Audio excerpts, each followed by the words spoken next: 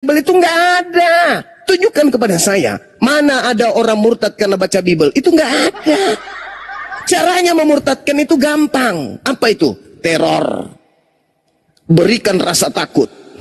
Berikan ancaman. Buat hidupnya tegang. Buat hidupnya menderita. Rampas hartanya. Rampas kekuatannya. Jajah dia. Kepung. Berikan dia musibah besar. Berikan dia kemudian kesulitan ekonomi. Berikan dia kemudian kesulitan kesehatan. Buat mereka mencekam. Pada saat kondisi itu terjadi, kau datang bawa Indomie, kasih minyak kelapa, kasih beras, kasih cangkul, kasih bibit. Habis itu kau ajak dia menyanyi, Mama malam kudus. Dalam keadaan mencekam seperti itu, kau datang memberikan janji-janji ilusi. Kau kasih dia makanan, kau kasih dia minuman, kasih obat cacing, kombantrin, sembuh dia dari cacingnya. Kau ajak mereka kemudian masuk ke rumah ibadahmu. Dengan mudah kau bisa murtadkan. Itu caranya. Tapi kalau mau bacakan Bible, marilah kita mendengarkan firman Tuhan. Ayo, mari kita dengarkan.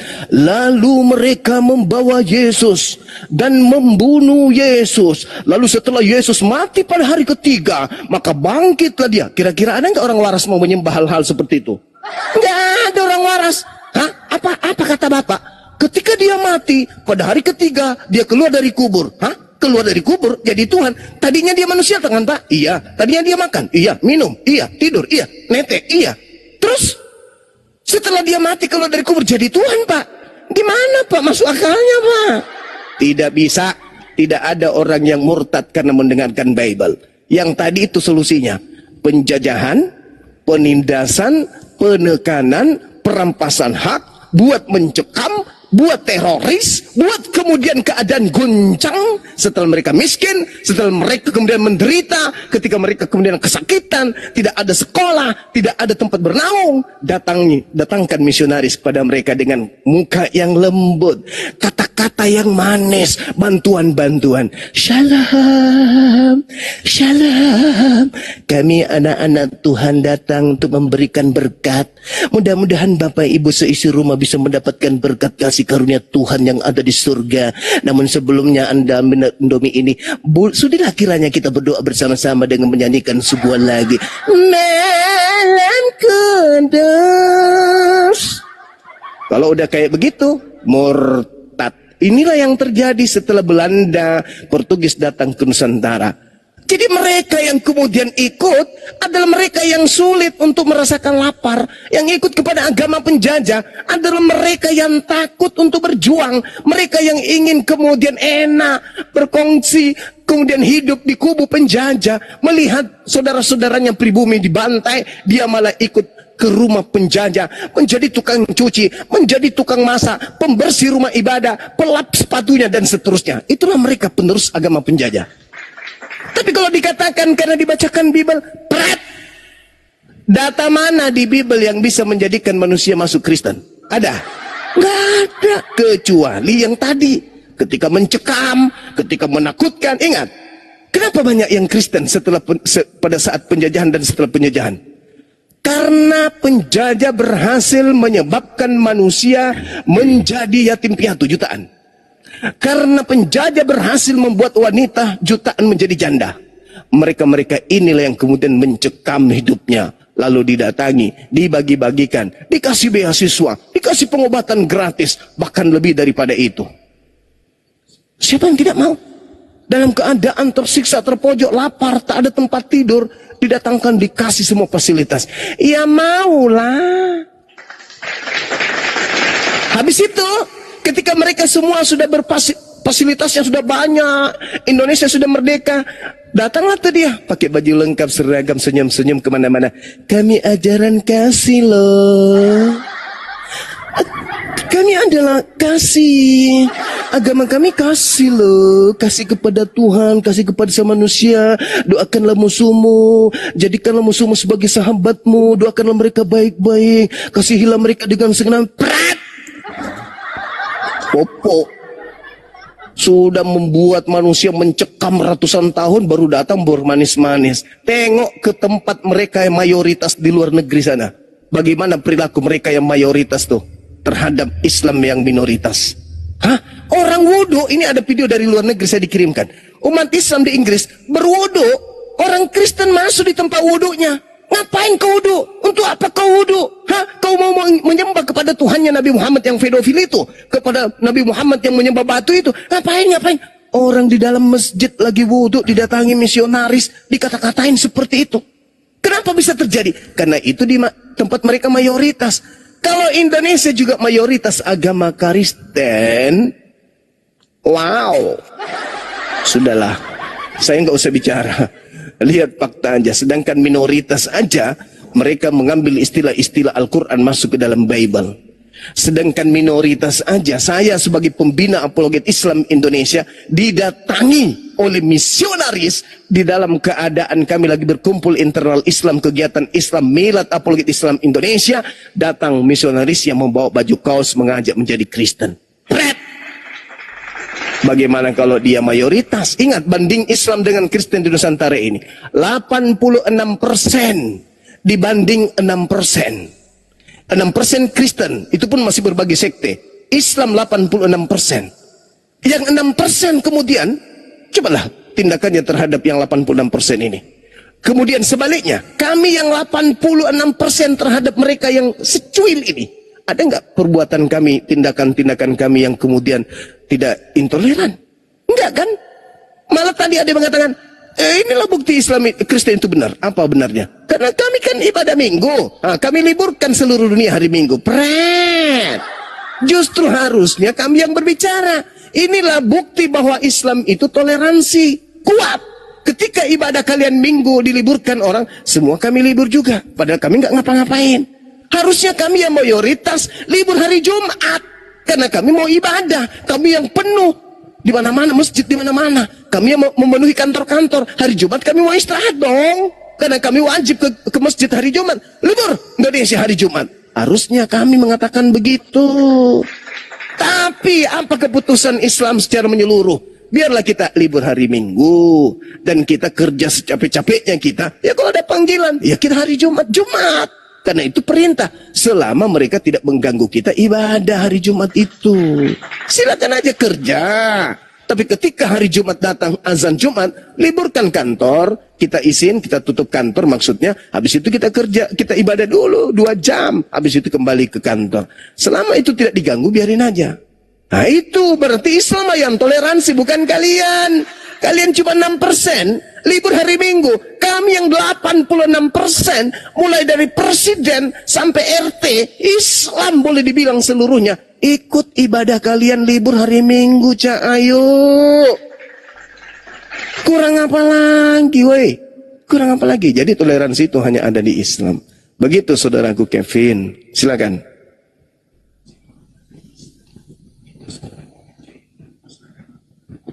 Ya, ajak lagi pendeta, bujuk lagi pendetamu sini.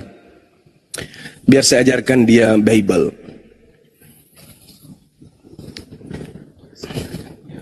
Gak bakal mau, Bang. Susah ninggalkan perpuluhan. Ya mungkin begitu. Waduh. Oke, lanjut.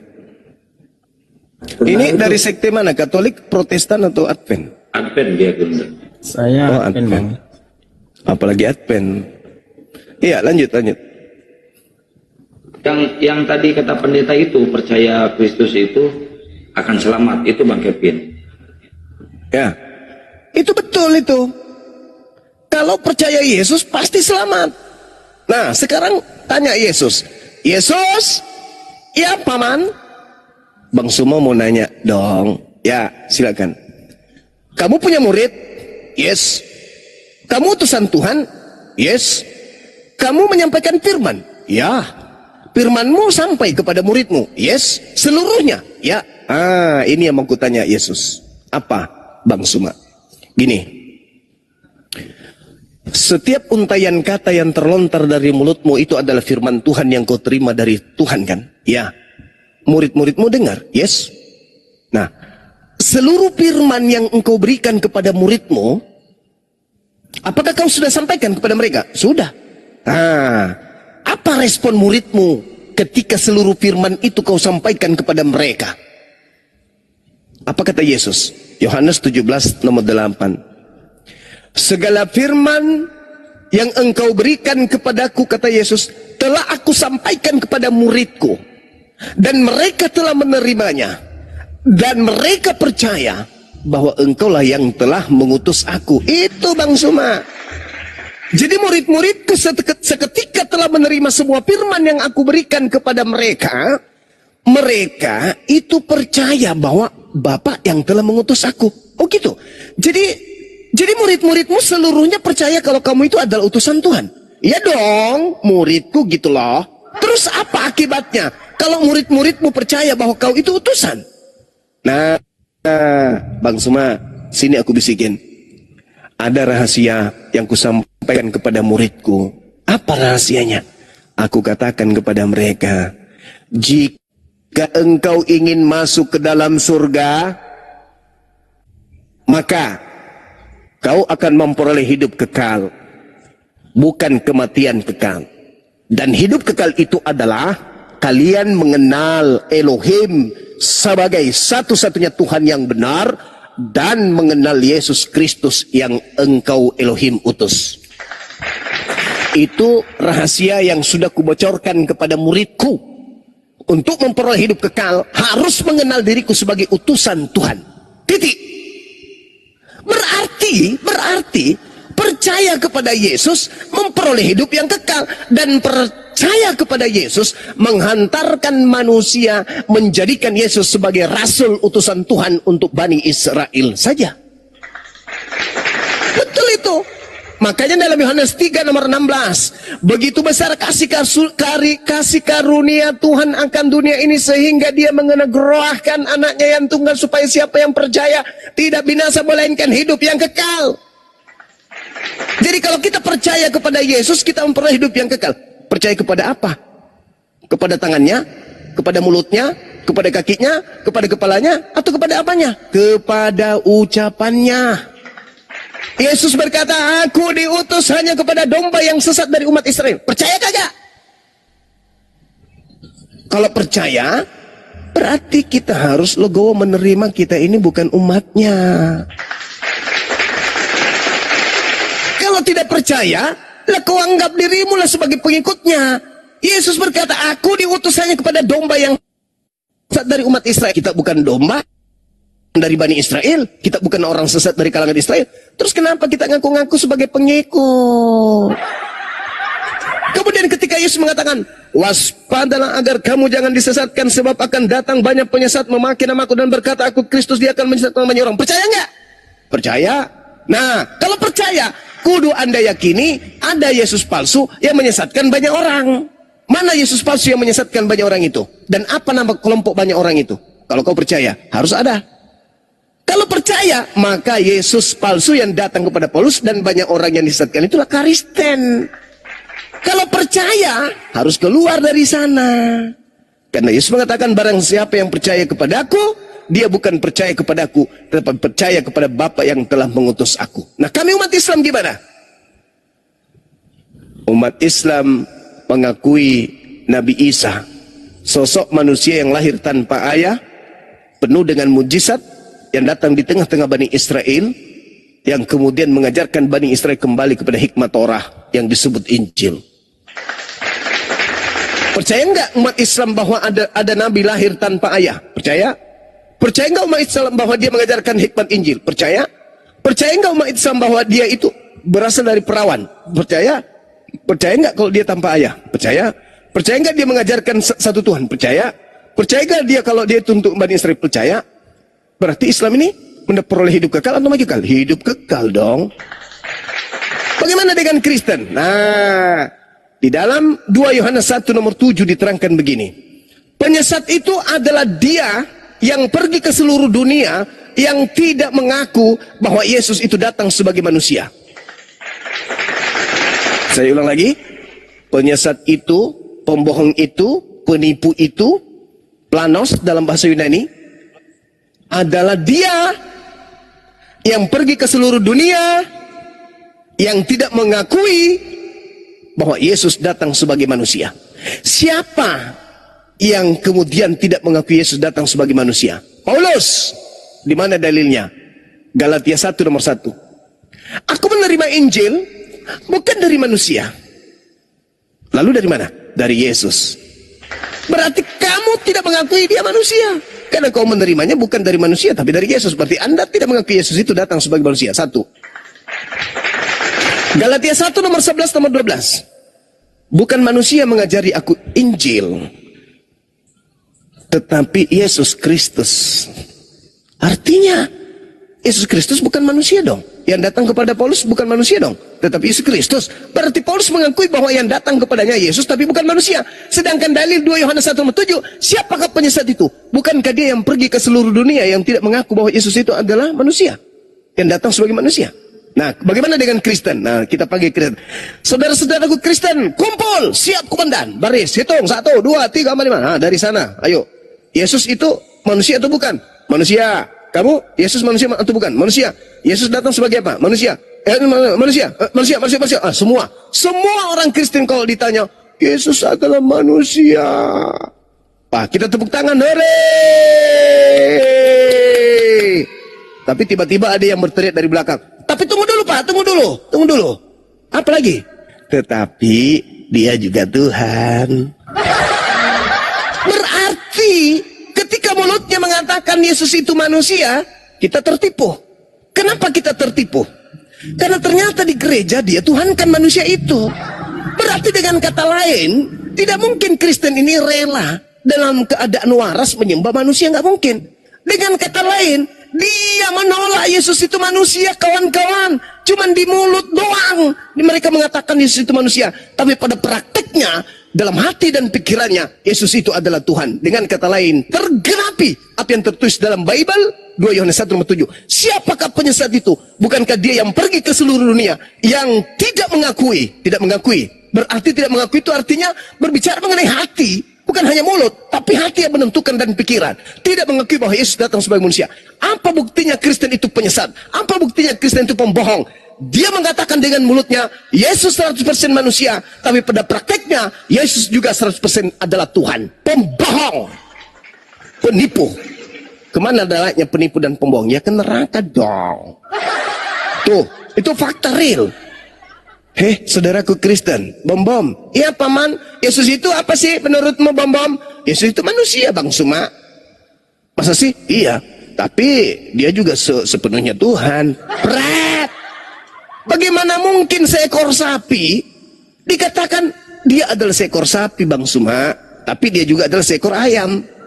Hanya orang gila. Seekor sapi dibilang seekor ayam. Itu bohong, itu penipu, pembohong. Itulah penipu sepenipu-nipunya. Jadi keturunan Adam sudah 2000 tahun diajari menjadi penipu, pembohong. Itulah yang diterangkan Al-Quran. Yukhadi'una Allah walladzina amanu wa ma yakhda'una illa anfusahum wa ma yasrun. Orang-orang kafir itu ingin menipu Allah, ingin menipu orang-orang beriman, tapi sesungguhnya mereka menipu diri mereka sendiri. Artinya menipu diri mereka sendiri. Mulut mengatakan dia manusia, tapi diri dalam hati menuhankan manusia itu. Dan kalau ditanya, apakah kalian menuhankan manusia? Enggak. Apakah yang lahir dari rahim manusia? Iya. Apakah Maria melahirkan Tuhan? Enggak. Apakah Yesus nama anak Maria? Iya. Apakah Maria melahirkan Yesus? Iya. Apakah Yesus manusia? Bukan. Apakah anak Maria manusia? Iya. Siapa anak Maria? Namanya Yesus. Siapa nama Tuhanmu? Yesus. Apakah Tuhanmu manusia? Bukan. Apakah manusia dilahirkan Maria? Iya. Penipu, pembohong, laknat. Inilah yang diterangkan oleh Al-Quran. Yukhadi'una Allah walladzina amanu. Nah, ulaika hum syarrul bariyah. Itu. Jadi kami nggak heran, kami hanya tepuk tangan aja ya. Ketika kemudian orang Kristen tampil, kami ini anak Tuhan, kami ini kan brand. Kamu pikir masih zaman penjajahan seenak perut menjajakan agama yang tidak rasional itu? No. Sekarang udah zaman digital, di mana-mana kemudian orang sudah bisa mempelajari tentang keyakinan kalian. Kami sudah tahu, ternyata agama kalian caranya diajarkan seperti itu. Islam mana mau kemudian ditipu dengan pola-pola itu. Yang makanya saya katakan sulit bagi Kristen memurtadkan orang Indonesia, orang Islam hanya dengan modal Bible. Sulit. Karena begitu dibacakan Bible buat Indonesia, orang Islam, maka mereka orang Islam hanya tertawa. Kecuali Anda ya berikan rasa ketakutan dulu kepada mereka, kelaparan. Makanya kalau Anda tidak bisa menciptakan kelaparan bagi mereka, carilah yang lagi lapar. Kalau kalian kemudian tidak bisa menciptakan lapangan pekerjaan untuk mereka, carilah yang sedang nganggur.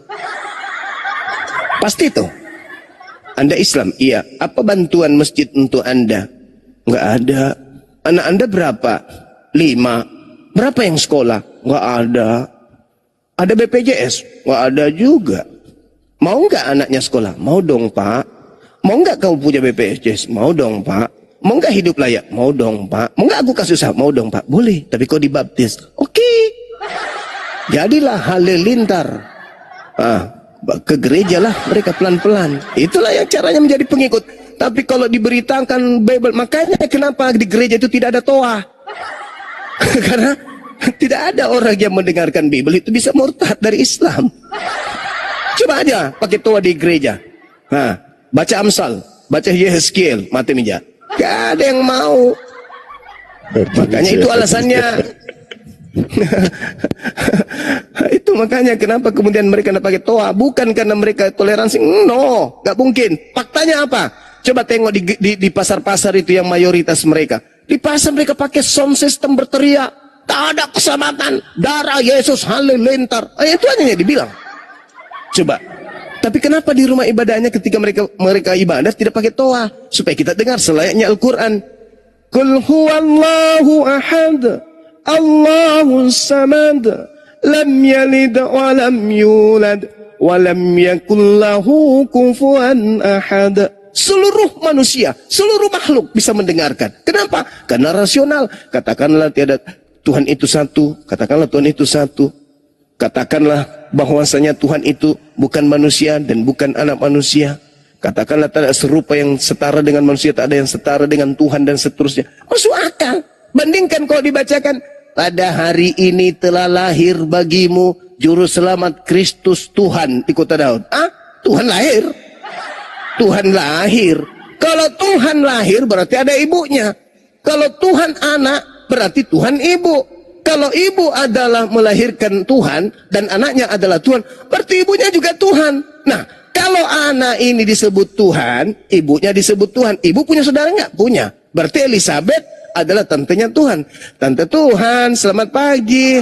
Nah, tante Tuhan ini punya nggak anak-anak? Ada. Namanya Yohanes. Berarti Yohanes ini sepupunya Tuhan. Yohanes sepupunya Tuhan. Berarti Tuhan punya opung. Berarti ada Tuhan anak, ada Tuhan bapak, ada Tuhan kakek, ada Tuhan sepupu, ada Tuhan tante, ada Tuhan opung, ada Tuhan tulang, ada itu Tuhan itu, Tuhan lain. Wah, banyak kali Tuhan. Artinya yang terjadi apa? Keluarga Tuhan. Mampus sudah. Padahal Yesus mengatakan hidup kekal itu adalah mereka mengenal engkau satu-satunya Tuhan. Berarti nggak ada ibu Tuhan, nggak ada anak Tuhan, nggak ada bapak Tuhan, tante Tuhan, kakek Tuhan, tetangga Tuhan, paman Tuhan. Parah kali agama ini. Cuman kalau kita berbicara mengenai kebenaran, penghujat, intoleran. Padahal agamanya adalah agama syiar, agamanya adalah agama misi. Jadikanlah seluruh bangsa menjadi pengikutku. Jadikanlah orang Islam itu murtad menjadi Kristen semua. Red. Kebenaran harus diungkap. Islam agama dakwah, Kristen agama syiar. Ya, saya berdakwah, kalian bersiar. Tinggal siapa yang memilih Islam, siapa memilih Kristen, silakan. Jangan lagi katakan ya intoleran. Enggak dong. Islam itu mengajarkan berdebat. Dalil Al-Qur'annya jelas. Islam mengajarkan menyampaikan Islam, ajarannya jelas. Islam mengajarkan untuk kemudian memerangi saudara-saudaranya setan, dalilnya jelas. Dan pasal 29 di Undang-Undang Dasar 45 menghantarkan kita mengerti bahwa seluruh penduduk Indonesia diberikan hak untuk memilih agamanya dan menjalankan agamanya masing-masing sesuai dengan kepercayaannya masing-masing. Berarti saya punya hak ya secara negara, undang-undang untuk menyampaikan dan menyuarakan Islam. Begitu juga Anda punya hak mengajarkan kekristenan. Nah, Anda mengajarkan kekristenan, mengajak orang jadi murtad. Saya menyampaikan orang agar supaya jangan murtad. Ketemulah kita di dunia debat seperti ini. Jangan bilang intoleran, Bang Suma itu keras, dia itu tidak toleransi, dia itu rasis, pret. Jadi maksud lo, kami mau diam-diam aja. Suma, ya, tidak ada keselamatan di dalam Islam. Terus Pak, masuk aja Kristen ya, nanti aku kasih kau kerjaan ya. Iya Pak, makasih. Maunya gitu, hah? Lebih mahal kehidupan akhiratku daripada harta dunia yang kalian sajikan. Nggak ada itu. Jadi kebenaran mutlak harus kebenaran, sepahit apapun kebenaran itu harus ditorehkan, harus disampaikan. Kenapa? Demi menyelamatkan manusia. Kalau kemudian nabi-nabi begitu datang mengajarkan ajarannya, diketok satu kali kepalanya langsung pingsan, melempem, mengalah kepada umatnya, itu nggak bisa. Ajarannya itu nggak sampai panjang umur. Makanya ajaran Nabi itu harus disampaikan sekencang apapun penolakan itu, sekeras apapun kemudian orang membenci yang menyampaikan agama itu, harus dilawan. Tetap niatnya harus karena Allah Tuhan, bukan karena yang lain. Saya kira begitu saudaraku Kevin. Mohon maaf kalau saya panjang lebar. Ini hanya perkenalan saja supaya antusias para pendeta dan pastor juga untuk bisa hadir di komal-komal Islam, supaya bisa memberikan edukasi. Ingat, pendeta itu wakil Tuhan katanya. Pendeta itu adalah perpanjangan tangan Tuhan katanya. Sebagai perpanjangan Tuhan, tangan Tuhan, datanglah ke komal-komal. Biar kita selamat. Aku mau lihat tangan kau. Tangan Tuhan atau tangan perpuluhan, kan gitu. Silakan host. Siap, Gurunda. Ya, Bang Kevin. Bang Kevin tadi dikeroyok berapa orang dari gembala sama penginjil selain pendeta? Gak ada sih Bang, sama aja seperti tadi, jangan itu lagi. 7 orang itu, orang-orang itu. Tapi Intinya ada pesan ini Bang, saya di chatting nih suruh nanya ke Bang Juma, cuman saya bilang nggak apa-apa, tanyain aja, dibacain aja. Enggak. Nanti Gurunda yang jawab. Nggak apa-apa, bacain aja Bang. Nggak apa-apa. Enggak, maksud saya jangan jadi pengecut lah, naik aja, ngapain melalui perantara gitu loh. Waduh, kok pendeta dibilang pengecut? Tapi bagus sih, apa emang pengecut? Ya. Nggak ada yang mau debat sama Bang Juma. Ya, jadi saya harus bilang apa Bang? Soalnya mereka kan dengan melarang kan itu kan udah gimana ya? Ini kan hak saya. Jadi kalau memang dia pintar ya dibantah. Ini Bang Kevin ngomong kayak gini nggak takut diusir di gerejanya Bang Kevin? Emang mereka mau ngusir saya?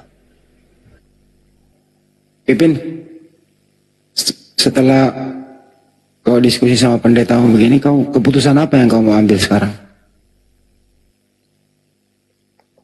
Ya kan saya sudah bilang, saya cuma cari kebenaran saja, bukan mau berantem sama mereka, bukan mau meninggalkan mereka gitu loh. Kayaknya iman Kevin terguncang deh. Intinya gini sih Bang, kalau memang benar kan yang nggak ada salahnya. Yang jadi masalahnya mereka tidak bisa menjelaskan kebenaran, kan seperti itu. Coba Bang Kevin baca. Ya, artinya mereka nggak transparan kan? Ya, Bang Mereka Kevin nggak coba transparan dibacain. kan seperti Bang Zuma tadi kan menjelaskan Bible, Bang Kevin. Iya Bang. Dibacain aja Bang Kevin, pesannya apa Bang Artinya Kevin? mereka, Biar dulu Bang Erik, dia mau baca pesannya. oke siap. Izin ini Bang Juma, soalnya ini pertanyaan ini buat Bang Juma ini. Bentar, Gurunda monitor Gurunda. Oke. Masuk. Sorry. Oh, yang asli keluar. Ya. Lanjut. Nggak apa-apa nih Bang. Soalnya Nggak apa-apa. Soalnya ini merujuk ke Nabi Muhammad. Nanti ntar saya yang dikeroyok nih sama penonton nih. Enggak. Oke. Silakan. Oke. Jadi pertanyaannya seperti ini Bang. tanyakan ke mereka, apakah boleh mengikut Nabi yang kerjanya XX gitulah. Udah itu aja, Bang. Terus saya rasa mereka nonton ini, Bang. Iya, baik. Oke. Maaf ya, Bang. Jadi kalau berbicara mengenai Nabi Muhammad sallallahu alaihi wasallam, Nabi Muhammad itu diutus kepada bangsa jahiliyah. Tidak diutus kepada bangsa yang punya peradaban. Berbeda dengan Roma, Yunani, Mesir, India yang lebih dulu memiliki peradaban. Bangsa Arab, bangsa jahiliyah, segala kemaksiatan ada di situ. Pembangkangan ada di sana. Lalu kemudian datang satu manusia datang merubah segala aspek kejahiliaan yang ada di sana. Bukan berdua, bukan bertiga, atau menenteng sebuah kitab terdahulu. Kitabnya Nabi Musa kah? Kitabnya Nabi Daud kah? Kitabnya Yeremia kah ditenteng ke sana? Enggak. Nabi Muhammad seorang diri. Lalu ketika Nabi Muhammad datang, dia membawa misi. Misinya bukan hanya untuk bangsa Arab dong, tapi misinya untuk seluruh bangsa di atas muka bumi ini. Lalu bagaimana polanya untuk kemudian mengajarkan ajarannya seorang diri? Pertama, harus memiliki gerakan yang meliputi unsur politik. Maksudnya gimana? Antar kabilah satu dengan kabilah yang lain ingin disatukan.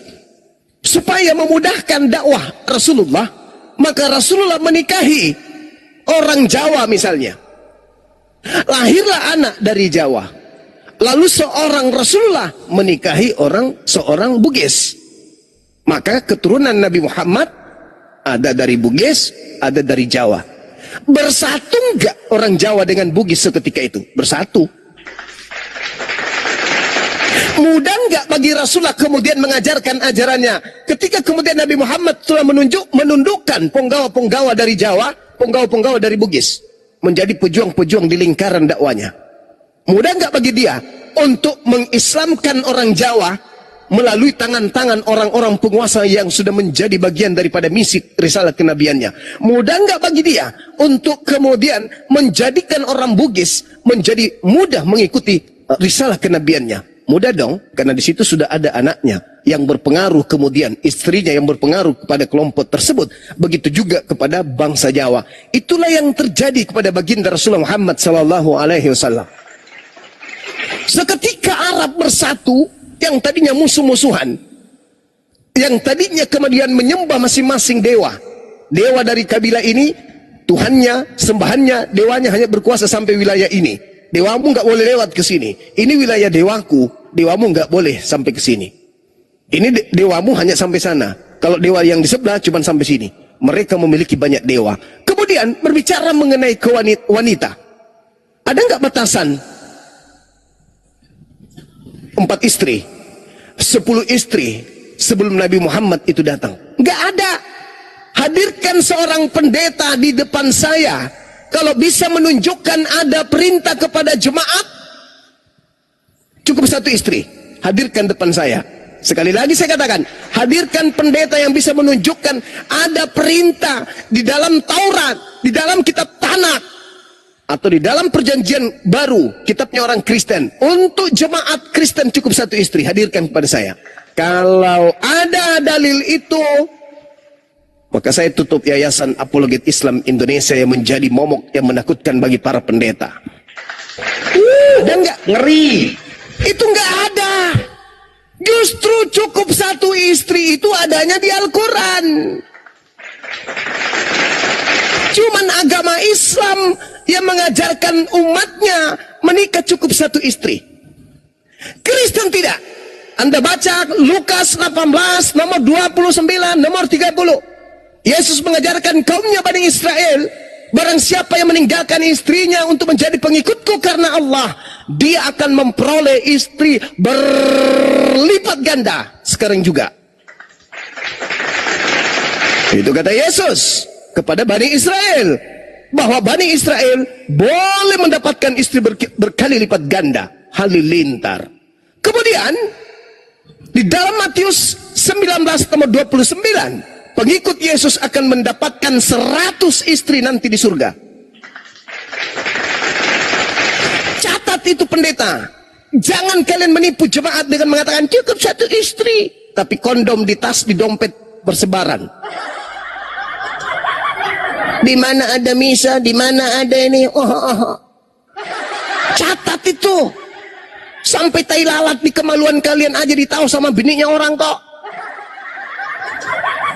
Nabi Muhammad bukan datang mengajarkan poligami. Nabi Muhammad justru datang membatasi poligami. Kakeknya Yesus, istrinya ratusan. Salomo dengan gundinya kalau dihitung ribuan. Hidup dalam 1 minggu, istri 600. Kira-kira Daud melayani 600 wanitanya, ini gimana caranya? Dan itu kakeknya Yesus. Kakeknya Yesus, istrinya ratusan. Pertanyaannya, Yesus berasal dari istri yang keberapa? Hah?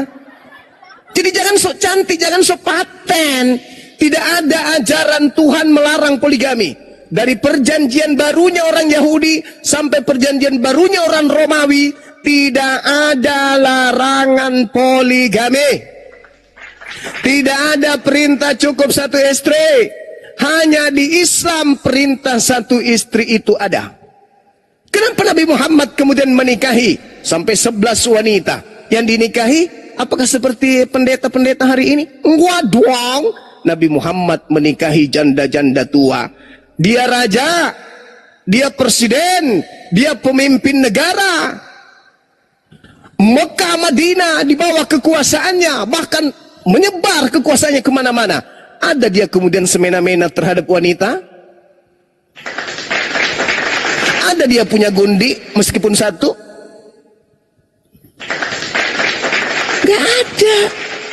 Lalu bagaimana dengan kakeknya Yesus? Alamak. Yesus aja kalau Anda pelajari dari Yakub, Yakub memiliki istri 4. Dari istri 4 ini, Yesus berasal dari istri yang mana? Artinya bahwa tanpa poligami Yesus tak ada. Tanpa Yesus Kristen tak ada. Berarti pendeta dan pastor itu harus berterima kasih kepada sistem poligami. Tanpa poligami Yesus tak ada. Itu dong. Jadi Nabi Muhammad menikahi wanita-wanita janda, cuman 1 yang perawan yang dinikahi beliau, Siti Aisyah. Itu pun tujuannya untuk menghafalkan hadits. Lalu kemudian dipraming, oh, Siti Aisyah itu korban pedofil. Anda ngerti pedofil nggak? Pedofil itu sama seperti pastor, sama seperti pendeta di luar sana. Ratusan kemudian anak-anak yang menjadi korban pedofil. Yang dikatakan pedofil adalah penyakit yang suka kepada anak di bawah umur, di mana korbannya lebih dari 1. Di mana korban pedofil jangankan menjadi istrinya, mendengarkan nama pelaku pedofil terhadap dirinya aja trauma. Bagaimana dengan Siti Aisyah? Apakah Siti Aisyah trauma? Apakah Siti Aisyah takut kepada Nabi Muhammad? Tidak. Justru istri yang paling cinta, paling sayang di antara seluruh istrinya, termasuk Siti Aisyah. Lalu mana korban pedofil? Nggak ada, itu cuma tuduhan kalian. Tuduhan kalian. Tahu nggak bangsa Arab sebelum Nabi Muhammad? Ada nggak batasan istri? Ada nggak batasan budak? Nggak ada. Islam datang, Nabi Muhammad datang justru membatasi itu. Sekali lagi saya simpulkan, Nabi Muhammad tidak ada aib terdengar dari lingkungannya, masyarakatnya, sebangsanya, umatnya, seperti pitnahan orang Kristen terhadap beliau. Gak ada pernah dia mencabuli orang, gak ada pernah dia melakukan hal-hal yang tak senonoh. Tidak pernah. Nabi Muhammad terjaga beliau. Hanya gara-gara menikah wanita-wanita. Tujuan menikahnya itu tadi unsur politiknya ada, kemudian unsur pengajaran terhadap nifas atau haid, ada unsur kemudian pengajaran supaya Islam itu menyebar kemana-mana seketika, ada. Tidak ada unsur kemudian syahwat ataupun dia hanya untuk memuaskan birahinya. Tidak ada. Kalau mau memuaskan birahi, jangan 11 orang. Jangan. Nikahi semua orang yang ada perempuan sesuai dengan nafsu. Tapi faktanya enggak kan? Nah, yang nafsu itu mungkin yang ratusan dan seterusnya. Dan itu adalah yang melahirkan keturunan Yesus. Contoh Roma 1 nomor 3. Yesus berasal dari sperma Daud. Nah, mati meja. Roma 1 nomor 3. Yesus berasal dari sperma Daud. Daud berapa istrinya? Katanya kurang lebih 600 orang. Istri yang mana yang telah memiliki yang mendapat jatah sperma untuk Yesus? Jadi saudaraku, kalau ada yang seperti itu, katakan bahwa di dalam Bible juga tidak ada larangan satu istri, nggak ada nggak ada larangan poligami, nggak ada juga perintah satu istri dalam Bible. Justru Yesus mengatakan ya, engkau akan mendapatkan berlipat ganda ketika engkau menjadi pengikutku.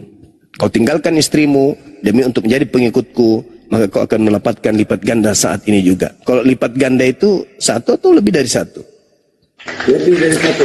Nah, cuman Kristen hari ini dalam hal ini pendeta yang bertanya, oknumnya ya, yang bertanya melalui saudara Kevin, cobalah kau bercermin, bercermin. Istrimu memang satu kawan, tapi di belakang istrimu gimana si Ucok? Sehat-sehat aja dia.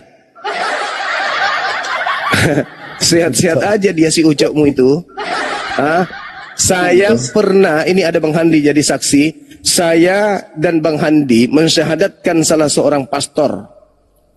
Pastor itu belum meninggalkan kemudian kepastorannya. Kemudian ada pertemuan seluruh pastor, itu diadakan di kota Parepare. Lalu kemudian pada saat sudah melakukan acara kegiatan, malamnya para pastor ini tidur. Apa yang terjadi? Pastor yang kita mualafkan itu menelpon kepada saya, menelpon juga kepada Bang Handi. Kami mendengarkan suara dari kamar sebelah, di mana kamar sebelah si pastor lain bersama dengan kucing kah atau kambing kah? Tapi yang saya dengarkan itu dia ini suara betina.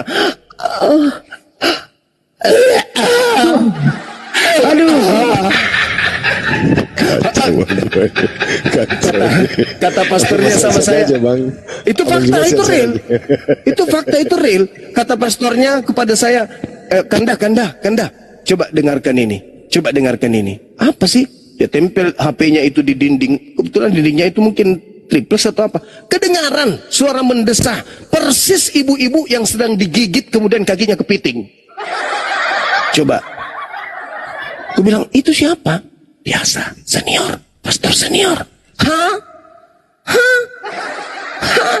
Jadi tanyakan kepada pendeta, sudah berapa kali si Ucoknya dijepit di pintu? Izin sama istri, cukup satu istri. Tapi di belakang istri, udahlah. Gak usah terlalu munafik. Jadi saya simpulkan, agama yang melarang poligami itu sama halnya agama itu melegalkan persinahan. Itu aja. Silakan. Dan saudara harus tahu, saudara Kevin, katanya di Kristen itu nggak boleh bercerai selain zina. Anda coba tanya catatan Dukcapil, berapa Kristen bercerai tahun 2024? Coba buka Google. Kalau misalnya jumlahnya 1000, berarti tahun 2024 ada 1000 orang Kristen melakukan persinahan. Kan tidak boleh. Tidak boleh apa yang disatukan Tuhan dipisahkan kecuali oleh maut. Tidak boleh cerai kecuali bersinah. Nah, berarti orang Kristen dalam setahun ada nggak cerai? Ada. Berarti mereka bersinah dong. Berarti di Kristen solusi kalau ingin cerai ya gampang. Misalnya nih, Bom sudah tidak suka sama istrinya. Bisa nggak bom nikah lagi? Bisa. Bisa nggak cerai? Bisa. Caranya ya berzina. Itu solusinya. Kita harus cerai, Ma. Kenapa? Aku sudah berzina loh. Maafkan papa ya. Berzina sama siapa? Itu kambing di belakang rumah tetangga. Langsung bombong dipecat, langsung cerai. Jadi selesai, kan gitunya. Saya kira begitu. Sampaikan salamku kepada pendeta pastor. Salam dari Bang Suma. Kalau mau belajar Bible silakan naik di komalnya Bang Suma, bilang gitu. Silakan. Oke bang. Mantap Panglima. Ada balasan lagi nggak chatnya itu pastornya? Pastor ya yang ngechatnya ya? Pendeta bang. Oh pendeta. Oke. Ada balasan lagi nggak dia? Gak ada bang. Orang mereka di sini semua. Di sini di mana? Di bawah. Oh. Ini mantap. Ada nonton di bawah ini. Ini saya boleh tampilkan Gurunda ininya tingkat perceraian Kristen. Boleh. 2024 baik. Ini nih. Ini totalnya aja ya di semua provinsi Gurunda. Ini yang 2024. Jadi ini apanya? Sebelah sini pernikahannya, ini cerai talak, ini cerai gugat. Nah, cerai talaknya 85.000 sekian. Cerai gugatnya 308.956 orang.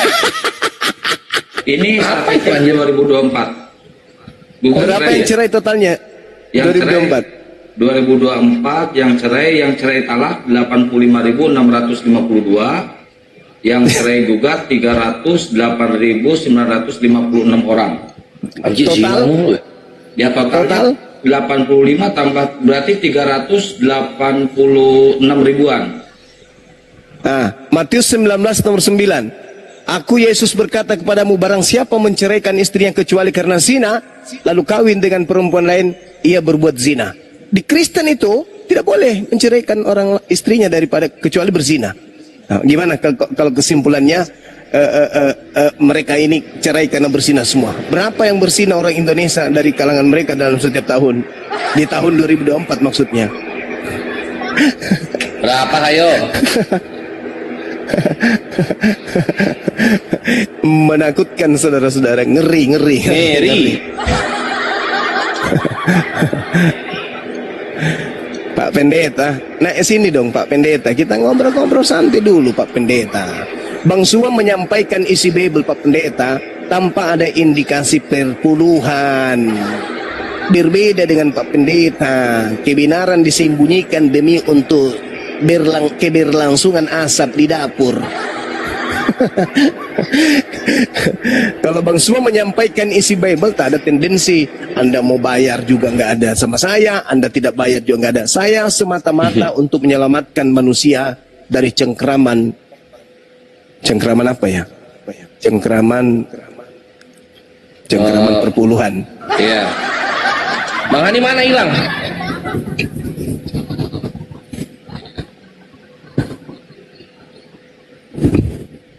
Oke, lanjut.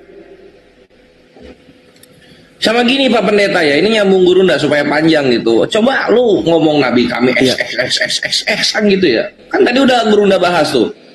Siapa tadi? Yehuda. Bininya 4, 2 budak. Terus kenapa Nabi kami yang dibilang XXX gitu kan?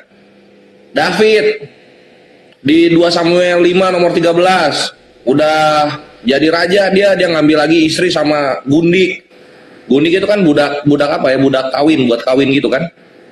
Terus kenapa Nabi kami yang dibilang XXX? Yehuda prot-prot sama menantunya di pinggir jalan, Nabi kami yang dibilang XXX. Yesus nanti akan kawin bersama dengan miliaran umatnya, laki-laki dan wanita, itu ada di Wahyu tuh. Terus Nabi kami yang dibilang XXX. Kenapa kaca pecah di rumah, pecah kaca? Apalah kalian ini? Nabi kami 11. Salomo itu 1.700 istri sah, 300 gundik. Masih Nabi kami yang dibilang XXX. Kalian nggak mikir apa? Apalah ini orang-orang ini? Gimana mau jadi 50% kalian tahun 2050 kelakuan hujat fitnah-fitnah mulu. Gitu kawanku. Oke, Bang Kevin, tadi kan Bang Kevin minggu ini bagian bayar perpuluhan. Bang Kevin bayar nggak perpuluhan? Kalau tadi bayar bang, mungkin untuk terakhir. Oh, untuk terakhir, Masya Allah. Kenapa terakhir tadi mau masuk Islam ini? Ya, Bang Kevin kan bayar perpuluhan apa? Takut dosa nggak? Ya kalau untuk sekarang gimana ya bang? Karena udah jelas semalam. Karena memang perpuluhan tidak seharusnya berupa amplop. Oke, awalnya kan takut dosa ya Bang Kevin ya? Iya bang. Kalau bayar perpuluhan takut dosa berarti karya penyaliban gagal tuh. Karena untuk menebus dosa kan mungkin Gurunda mau ngejelasin di sini Gurunda, di bagian ini Gurunda. Jadi umat Kristen ini masih takut dosa. Padahal dosanya udah ditebus itu Gurunda. Udah bang, nanti pendeta dibawa kepanasan gitu. Apa-apa, kita bikin panas. Kita lihat di dalam kitab 1 Yohanes 2 ya. Apa yang tertulis di dalam kitabnya Pak Pendeta ini. Yang tertulis di dalam kitab tersebut dikatakan begini.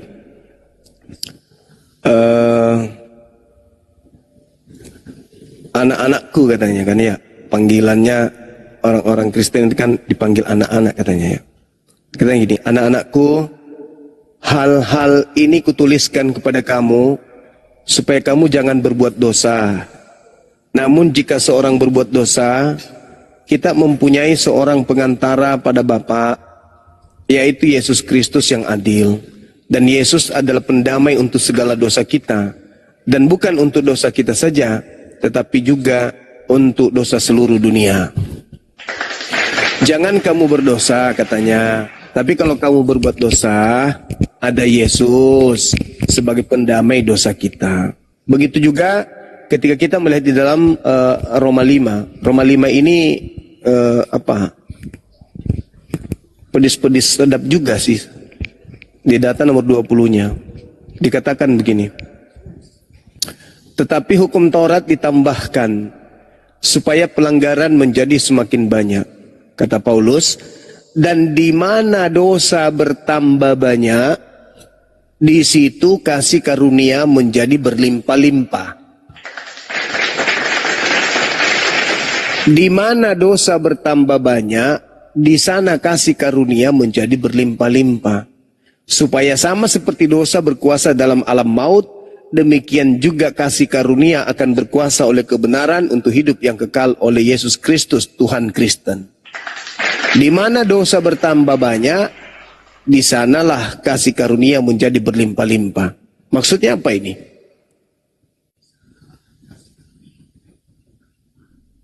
Makanya Yesus turun datang katanya, datang bukan untuk orang benar, tapi orang yang bersalah. Yesus datang kepada orang yang banyak dosa.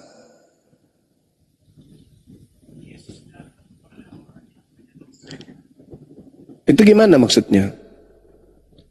Agar tidak sia-sia kematian Yesus, Bang.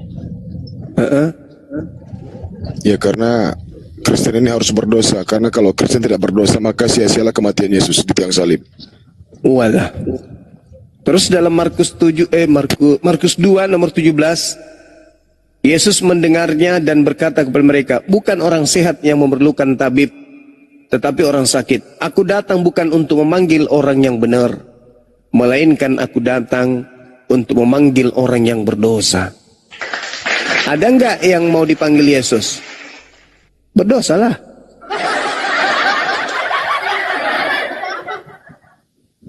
Aku datang bukan memanggil orang yang benar. Jadi orang benar itu dicuekin. Yesus datang memanggil orang yang berdosa. Jadi kalau mau dipanggil Yesus, ya silakan berdosa. Itu dalil.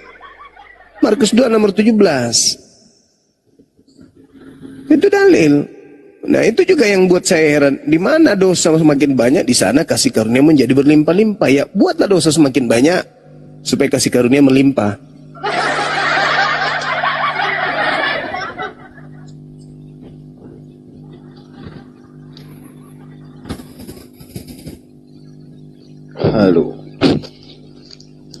Ya, halo Bang Aron. Muslim apa Kristen Bang Aron?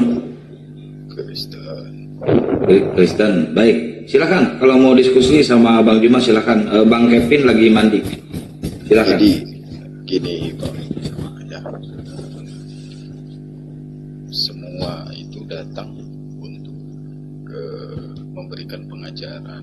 Bang, suaranya kecil banget itu, Bang. Suara abang minoritas. Digedein Oke. dikit, Bang. Suaranya minoritas. Kecil Bang, kecil. Jadi semua itu datang untuk mengajarkan kebenaran Bang Juma. Jadi yang salah diluruskan gitu. Makanya disebut manusia itu berdosa, makanya datang Yesus untuk meluruskan agar tidak berdosa gitu Bang Juma. Ya, Bang, sebelumnya Abang perkenalkan dulu Abang, apa keyakinan Abang gitu. Tadi kan saya sudah mendengar bahwasannya Kita kan sudah diskusi ya, juga Bang Yari. ya Protestan, tapi Abang tidak mengimani Paulus katanya Bang Zuma. Silakan Bang. Betul. Oke. Yesus tidak ada salah di situ. Iya, Yesus memang nggak pernah salah, Yesus. Sejak kapan? Makanya dia tidak mati dikutuk karena dia tidak pernah bersalah. Yang mati dikutuk itu yang bersalah, Bang.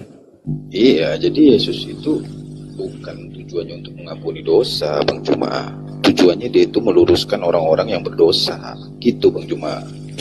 Iya. Dia kan mengatakan bahwa aku datang bukan untuk memanggil orang yang benar.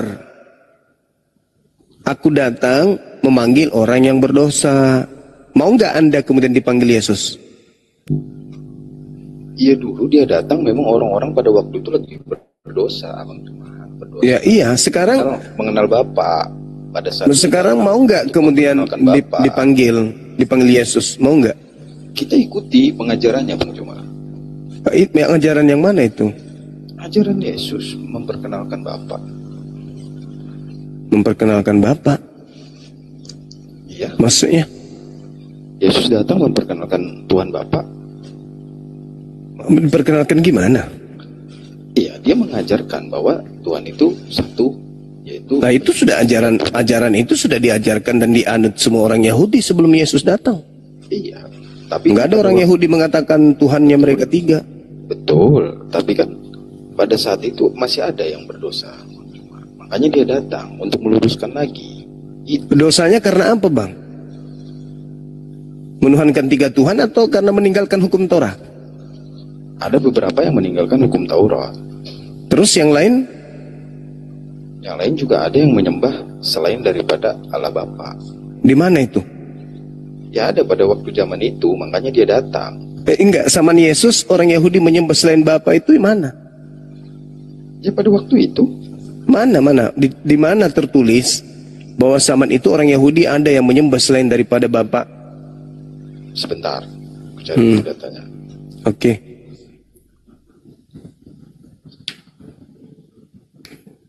Yang ada orang-orang Yahudi meninggalkan hukum Torah.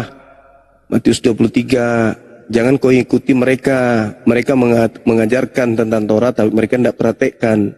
Tidak boleh mengikuti orang yang cuma mulutnya Torah tapi tidak mempraktekkan. Nah, bagaimana dengan Kristen? Dua-duanya malah. Tapi kan memang Taurat itu bukan untuk Kristen. Taurat itu hanya untuk Bani Israel.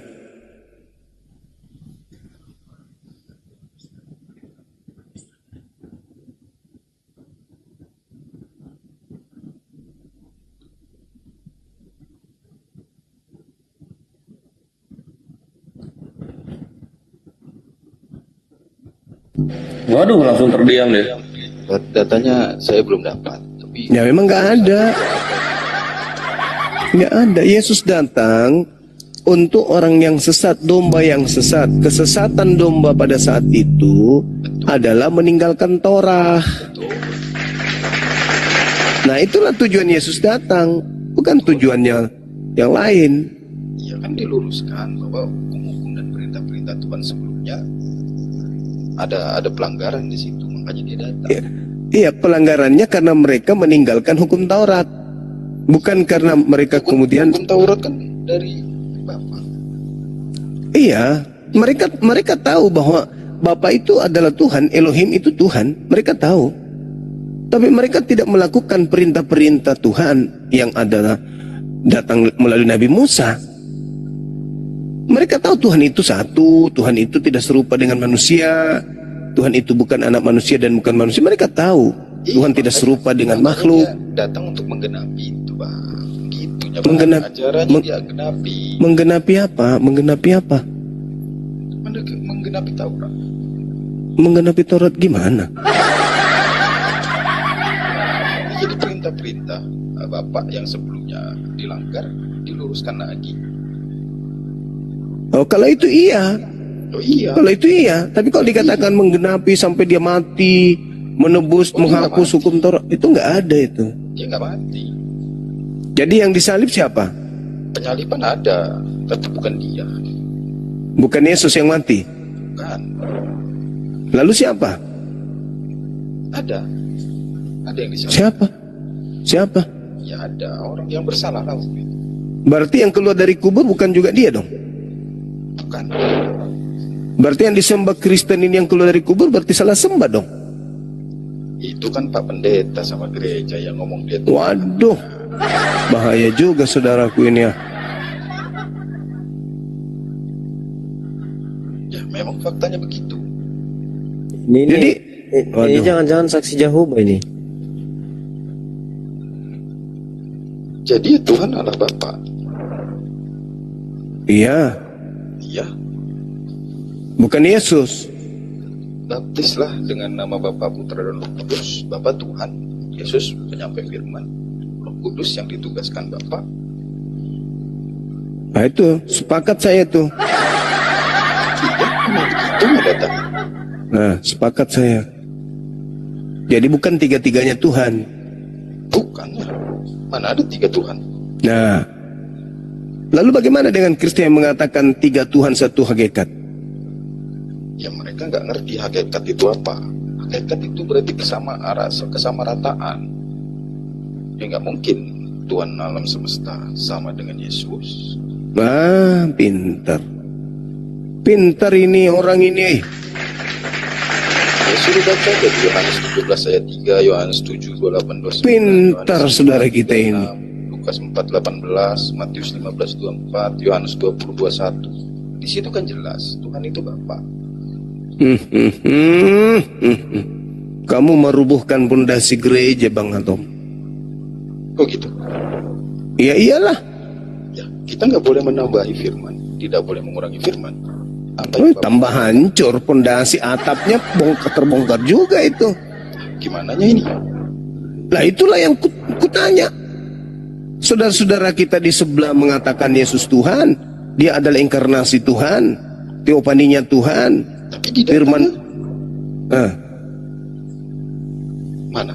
Tidak. Apanya? Bang tidak tanya. Kalau Bang cuma bilang begitu.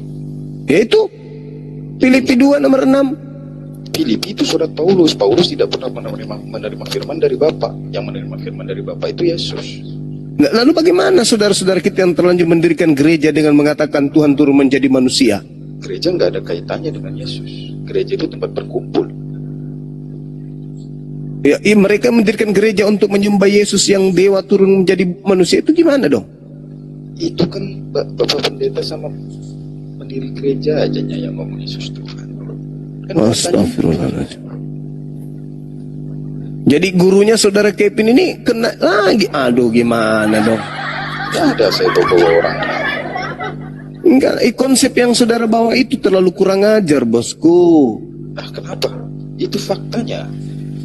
Aduh, enggak sopan juga ini. Habis perpuluhan nanti. Gimana ini Bang Erik ini? Masa disuruh menambahi dan mengurangi firman? Iya, habis perpuluhan. Hancur perpuluhan kalau begini. 100 orang kayak Arom ini habis selesai pendeta gulung tikar semua.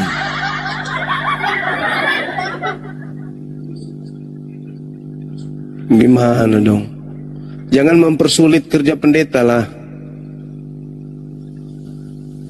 Apanya yang mempersulit? Saya memberikan data sesuai. Tapi gimana ceritanya kalau Anda tidak menghakikatkan Yesus dengan Bapaknya itu? Karena pandangan saudara kita ya anak Tuhan ya Tuhan. Ya mana ada Tuhan punya anak? Gak perlu dia punya anak. Tapi Yesus disebut anak Tuhan. Mana Yesus pernah bilang dia anak Tuhan? Memang gak pernah sih. Ya sudahnya. Izin Bang Juma. Iya. Ini banyak ini pendeta protes ini. Bang Harum ini dari mana? Silakan diskusi aja dulu Bang. Saya juga sering diskusi sama penting. Bu Rifa. Silakan. Abang saksi Jawa? Bukan, Terus saya dari Protestan, gereja apa itu Bang? AKBP. AKBP abang nggak mengakui Yesus mati di kayu salib? Tahun sebelumnya mengakui, tapi saya udah bacanya. Jadi baca Bible, katanya suruh uji setiap roh yang datang di Yohanes. Tahun sebelumnya mengakui, sekarang Setelah uji setiap roh yang datang, ya memang roh yang datang kepada Paulus, ya gak mungkin dia Allah Bapa. berarti sekarang abang tidak percaya Yesus mati di kayu salib sekarang? Tidak. Kalau Anda tidak percaya, kenapa Anda masih bertahan di AKBP? Ya itu tempat saya kumpul. Kenapa rupanya? Kalau saya mau kumpul di gereja saya,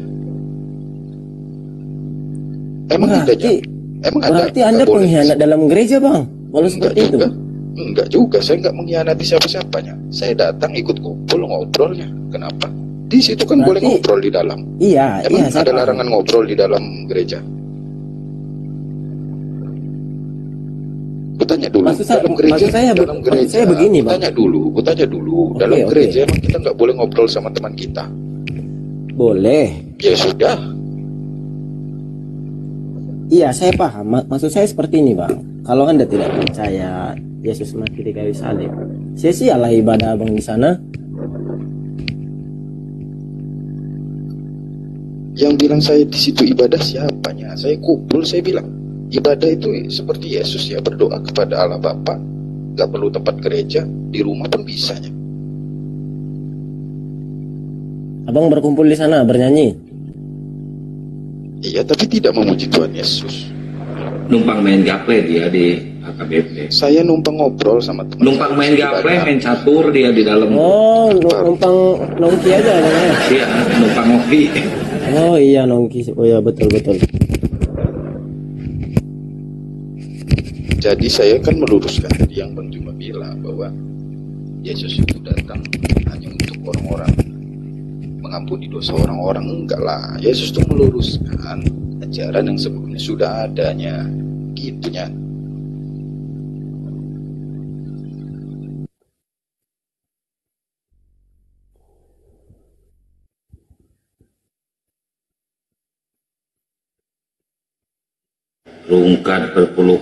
Rungkan ini perpuluhan. Makin terkikis ini, mereka. Kok jadi saya yang bingung dengan abang ini ya? Ya udah, makanya cepat-cepat Bang Kevin. Ajaran membingungkan kalian itu. Enggak, kalau yang kayak gitu-gitu, Kev, dia itu tanda-tanda menuju Islam itu, kalau udah kayak gitu-gitu.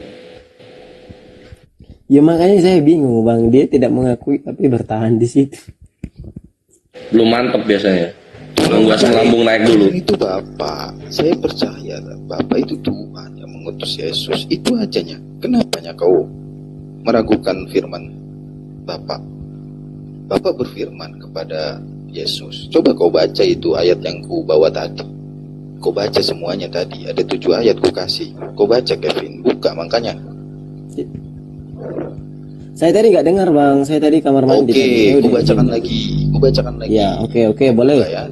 Kau buka Yohanes 20:21. Kemudian kau baca Matius 15:24.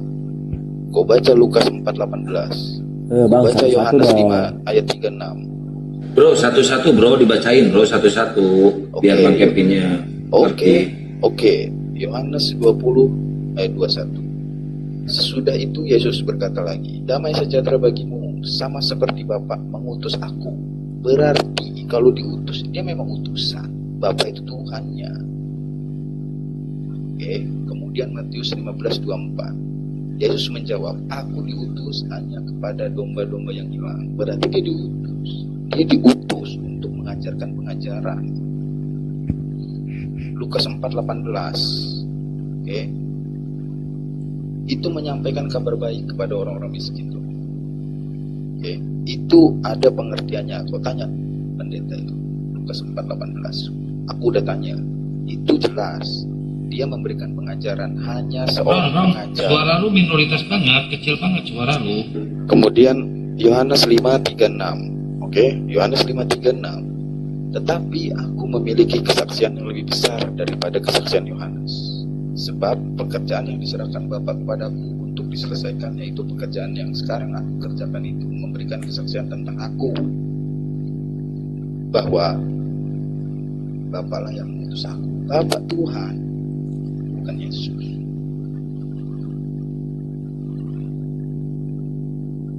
Yang noise ini Arom. Coba di mute dulu, Rob, biar nggak noise. Coba di mute dulu.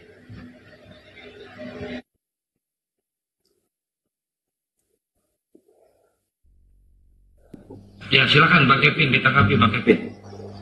Tambah lagi tuh Yohanes 7:28-29. Tapi kalau kau mau cari surga, tambah lagi tuh Yohanes 17 ayat 3. Kau itu harus benar-benar percaya bahwa Bapa itu Tuhan. Ya saya percaya Bapa itu Tuhan.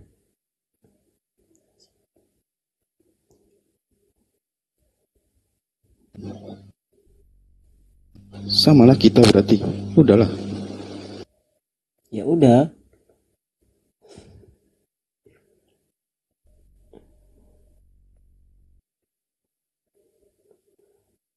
Tapi Bang Arom tidak percaya kalau Yesus itu Tuhan.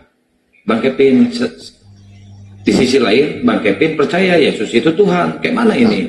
Itu berarti Tuhanmu dua. Nah, Tuhannya dua Bang Kevin. Kau jelaskanlah itu sama aku. Ya jelasin Bang Kevin.